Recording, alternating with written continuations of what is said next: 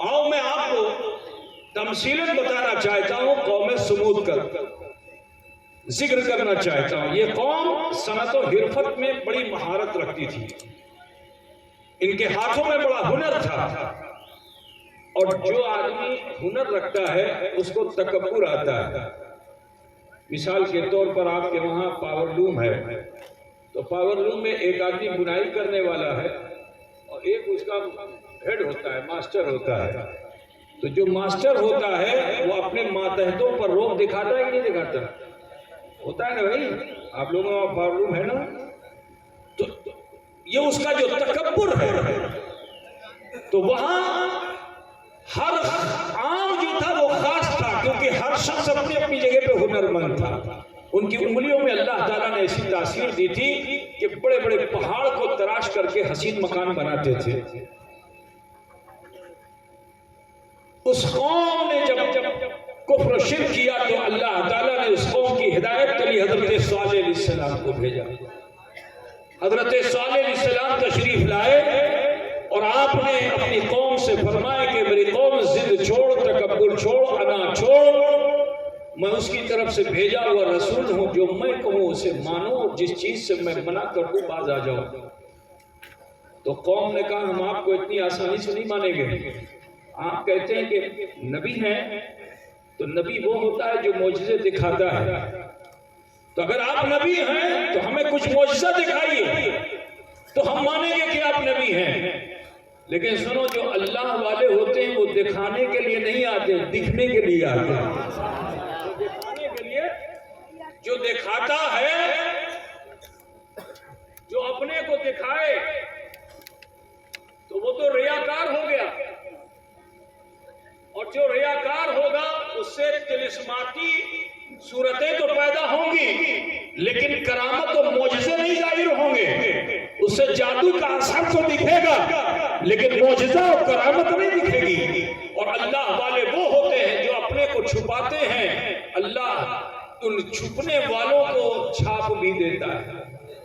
عزیزانی گرامی، تو نبی نے فرمایا میرے قوم ضد مت کر، جو میں کہوں وہ کر، جس چیز سے میں منع کروں باز آ. فطرت انسانی ہے، جب انسان کو کسی چیز سے روکا جاتا ہے تو انسان اسی کی طرف آمادہ ہوتا ہے.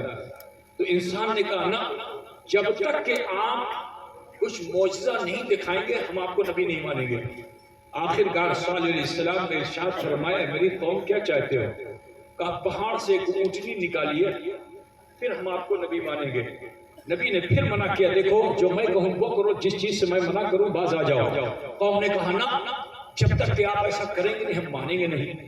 حضرت صالح علیہ السلام نے جب اپنی قوم کو دیکھا اس حال میں تو اپنے ہاتھ کو اٹھایا، آنکھیں بند کی، ابھی لب پہ التجا سجانا چاہتے ہیں کہ قوم کو یقین ہو گیا کہ اگر یہ دعا کریں گے تو ایسا ہو جائے گا. کہا ٹھہریے ٹھہریے، ابھی ہمارا جملہ مکمل نہیں ہوا ہے، ہم کچھ اور کہنا چاہتے ہیں. نبی نے آنکھیں کھولی، ہاتھ گرایا، ارشاد فرمایا میری قوم بتا اب کیا کہنا چاہتے ہو؟ کہا پہاڑ سے ایک ایسی اونٹنی ظاہر کیجئے جو سمتل زمین پہ آ کے اتی شیغر بچے کو جنم دے. بولیے، حمل کا کچھ مدت ہوتی ہے نا، بچہ پیدا ہونے کے لیے کچھ ٹائم چاہیے نا. ایک انڈے سے بھی بچہ نکلنے کے لیے 20 دن کا وقت چاہیے. اور قوم کیا کہہ رہی ہے کہ اونٹ نکلے اور نکلتے ہی بچے کو جنے. نبی نے پھر منع کیا کہ میری قوم ضد نہ کر، جو میں کہوں وہ کر، جس چیز سے میں منع کروں باز آ جا. قوم نے کہا نا جب تک آپ ایسا کریں گے نہیں آپ کو مانیں گے نہیں. نبی نے پھر آنکھ بند کی، ہاتھ اٹھایا، لب پہ التجا سجانا چاہتے ہیں. قوم کو یقین ہو گیا کہ اگر دعا کر دیں گے تو ایسا بھی ہو جائے گا. ٹھہریے ٹھہریے، ابھی دعا مت کیجیے گا، ابھی ہمارا جملہ مکمل نہیں ہوا ہے، ہم کچھ اور کہنا چاہتے ہیں. نبی نے پھر آنکھ کھولی، ہاتھ گرایا، ارشاد فرمایا میری قوم کیا چاہتے ہو؟ قوم نے کہا پہاڑ سے کیسی اونٹنی ظاہر کیجیے جو سمتل زمین پہ آ کے بچے کو جنے مگر کالی اور سفید ہو. ایسی ہو بلیک اینڈ وائٹ. اونٹ دیکھا آپ لوگوں نے؟ اونٹ کیسا ہوتا ہے؟ بکری کی طرح ہوتا ہے. بولو بھائی، ہم لوگ تو بکری بہت پالتے ہیں. اونٹ کیسا؟ بکری کی طرح ہوتا ہے. تو اونٹ کالا سفید نہیں ہوتا. یہاں انسان کی عقل آ کے ٹھہر گئی، اور جہاں عقل ٹھہرتی ہے وہیں سے نبیوں اور ولیوں کا فضل شروع ہوتا ہے۔ عزیزان گرامی خیال کیجئے، نبی نے جب دیکھا کہ اب یہ عقل کے اندر یہاں تک پہنچ چکے ہیں تو فرمایا اچھا ٹھیک ہے، تمہاری اتنی شرطیں ہیں، اب میں تم سے کچھ وعدے لینا چاہتا ہوں۔ وعدہ کیا لینا چاہتے ہیں؟ کہا سنو، پہاڑ پھٹے گا، اونٹنی آئے گی، بچے کو جنے گی، کالی سفید ہوگی، لیکن تمہارے کھیتوں میں جا کے چرے گی، جتنا کھائے کھانے دینا، تکلیف دو گے تو اللہ کا عذاب آئے گا۔ تو قوم نے کہا ایک اونٹنی کتنا کھائے گی؟ جو کھائے گی ہم کھلائیں گے۔ کہا لیکن سنو، وہ تمہارے کنویں پہ جا کے پیے گی بھی۔ اب عرب کی دنیا میں پانی تو بہت قلیل ہے، تو پانی قلیل ہے تو قوم نے کہا ٹھیک ہے، ایک دن ہم پیئیں گے، ایک دن اونٹنی پیے گی۔ نبی نے کہا ٹھیک ہے، ایک دن تم پینا، ایک دن اونٹنی پیے گی، لیکن تکلیف دو گے تو اللہ کا عذاب آئے گا۔ قوم نے کہا ٹھیک ہے، ہم کھلائیں گے پلائیں گے، تو تکلیف نہیں دیں گے، وعدہ کیا۔ نبی نے اپنی آنکھیں بند کی، رب کی بارگاہ میں پھر عرضی لگائی، اے مولا، اے پروردگارہ، تو قادر مطلق ہے، اے رب کائنات، تو خلاق عالم ہے، اے الہ العالمین، تو نے ہی زمین کو جو متزلزل تھی ساکن کرنے کے لیے پہاڑ کو وجود عطا فرمایا۔ اے رب کائنات، اس پہاڑ کے سینے کو چیر کر ایک اونٹنی ظاہر فرما جو سبزل زمین پہ آ کے بچے کو جنے، کالی سفید ہو۔ دعا مکمل ہوئی، چہرے پہ ہاتھ پھیرا، ابھی ہاتھ کا پھیرنا تھا کہ بھیانک آواز سے پہاڑ دو حصے میں تقسیم ہو گیا اور سبزل زمین پہ اونٹنی آئی، آتے ہی بچے کو جلا۔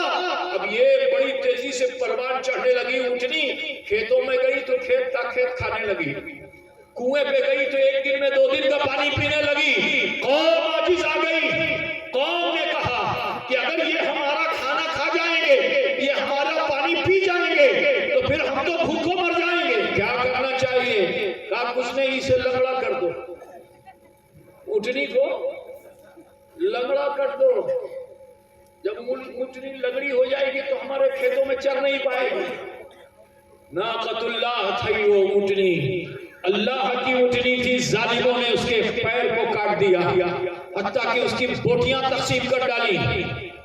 اللہ تعالی غضبناک ہوا، عذاب ایسا آیا کہ جن پہاڑوں کو رب نے پھاڑ کر کے اونٹنی ظاہر کی تھی، انہی پہاڑوں کو ملا کر قوم سمود کی ہستی کو مٹا ڈالا۔ یہ قرآن کا واقعہ ہے۔ اب یہاں سے میں عقیدے کی دعوت بھی دینا چاہتا ہوں کہ آج ہمارے سماج میں کچھ لوگ ایسے بھی ہیں جو یہ کہتے ہیں نبی کو غیب نہیں معلوم۔ انہیں سبق حاصل کر لینا چاہیے کہ دعا سے پہلے نبی نے فرمایا پہاڑ پھٹے گا، یہی تو غیب ہے، اونٹنی آئے گی، یہی تو غیب ہے، بچے کو جنے گی، یہی تو غیب ہے، کالی سفید ہوگی، یہی تو غیب ہے، کھیتوں میں چرے گی، یہی تو غیب ہے، کنویں پہ پیے گی، یہی تو غیب ہے، اور تم تکلیف دو گے اللہ کا عذاب آئے گا، یہی تو غیب ہے۔ سبحان اللہ، نعرہ تکبیر، نعرہ رسالت، شہزادہ حضور اشرف الاولیاء